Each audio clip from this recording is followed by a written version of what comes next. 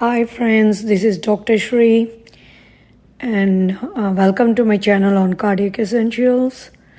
Today we'll be talking about multiple TIAs. So why is it that there is a critical medical emergency requiring for a TIA? Suppose in a day one has like a multiple TIAs. It is indicative of an extremely high risk of an impending major stroke. So it is better to rush to a hospital for evaluation, which is very much necessary to monitor for serious impending brain injury and to start the stroke prevention therapies. Okay, many a time, a human body has the capacity to give the warning signs, be it any ailment, be it a small to big any ailment. Our human body has the capacity to give out warning signs, even for, take for a small cold to a bigger ailment. So when you are talking about TIA, it is a mini stroke or a warning stroke, and having multiple in a single day is highly dangerous. So the highest risk for a major stroke is within 48 hours of a TIA. What is the best thing to do is go to a ER room immediately. But when you go to the ER room, you have to make sure they have, in some places, in some hospitals, the ER physicians, they'll just come up with saying that we just do the CBC with the differential, with that we stop, we just do the basic vitals, we stop. So when you are talking about a TIA, it does not stop there, They should be well equipped, the ER should be well equipped with the ECG and the echo, and sometimes the carotid Doppler as well. It's not just the CBC differential or just an ECG, we'll talk about a heart block. And moreover, it is very time sensitive, these major strokes. Once one has got a TIA, there are chances of a major stroke within 48 hours of a TIA. So if you are going to a ER emergency room, you have to make sure they are well equipped. Don't go to small hospitals where they just do the CBC differential or the basic things and then do a punch in your, kind of do a random blood sugar and then evaluate you and send you back. Please don't do that, because this is a very serious condition and cannot be taken really lightly. So doctors will typically admit the patient to the hospital and keep them under observation to find out what really is causing that. Is it sometimes the brain injuries, There might be a fall from a stair or a hit on the head or a small car accident that will be like negligible, and then you say, okay, you know what? I'm not really worried. Now I'm feeling okay, and just carry on with your daily routine.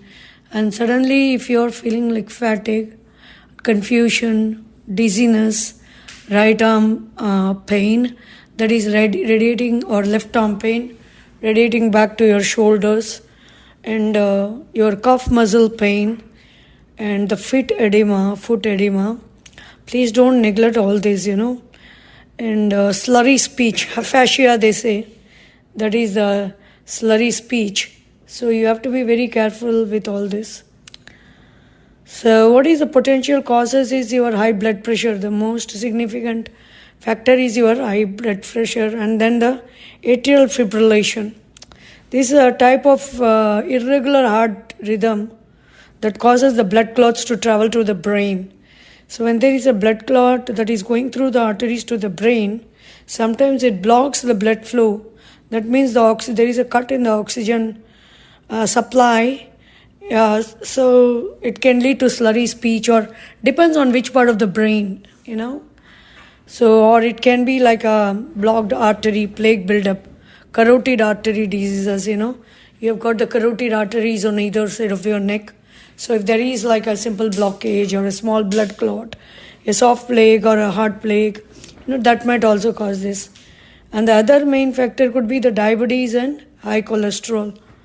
So diet is one of the major factors by which you can have a healthy lifestyle. You might be wondering, I mean, there are so many, big fees out there in every restaurant to feed our taste buds.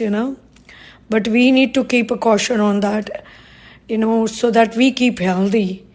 The major, if you look at any salesperson, the main criteria is to sell their products. So how about the restaurants? The restaurants also would like to sell their products. When will their products be sold? Once you can really have a delicious dish lavishly feeding your taste buds. But you as a person have to keep a check on your health, keep a check on your diet. I would say it's always good to have fresh fruit salads. Again, when I talk about fruits, it depends whether you are diabetic and what level of diabetes are you having. Please don't neglect diabetes. Once I went to a diabetologist, I am diabetic, type 2 diabetes. Once I went to a diabetologist, and he was like, please the God and your wishes will be granted. And I was like, what is he trying to say? And he is true. You please the God and your wishes will be granted. Please keep a check on the diabetes, So it's an inevitable evil, I would say, but you have to keep a check on that. Simple exercise, go at least 2 times a day, go for a walk, at least 10 minutes. Again, do not blindly follow me, follow what I say, 10 minutes or 30 minutes. It depends, how is your health condition at present? Did you have any surgeries? Or do you have diabetes? You have hypertensive problems? Do you have pacemakers? Do you have a stunt? It depends on a lot of factors before you get on to exercises or even walks. So it's better to consult your physician. But generally speaking, rule of thumb for diabetes is good exercise and a great control on your diet and high cholesterol, So what are the symptoms, you might be wondering? Everybody knows. Sudden weakness or numbness, especially on the one side of the body. Then sudden confusion, difficulty speaking, or understanding speech, like slurry speech, aphasia they say, slurry speech. Or suddenly, one is not able to speak at all. Sudden temporary vision issues. When I talk of vision issues, it can be it can occur suddenly, they might be walking in. Suddenly there'll be a blackout, they won't be able to see anything. They'll be feeling groggy and confused, and it's temporary. It stays for a few minutes and goes. Sudden dizziness or loss of balance. Please don't take this transient ischemic attacks very lightly. They are a warning sign of a impending ischemic stroke. They are caused basically by a temporary blockage of the cerebral, when the blood supply to the brain. So don't take a transient ischemic attack lightly. Is most usually it's a spell of numbness, weakness, blindness that lasts less than 10 minutes. So if you have a patient who complains that he is not able to speak, he is feeling numbness, weakness, and it does not stay for long, please remember it's transient ischemic attack. So the first thing you have to do is get his ECG echo done and carotid artery ultrasound done. See if he is hypertensive, check on his diabetes.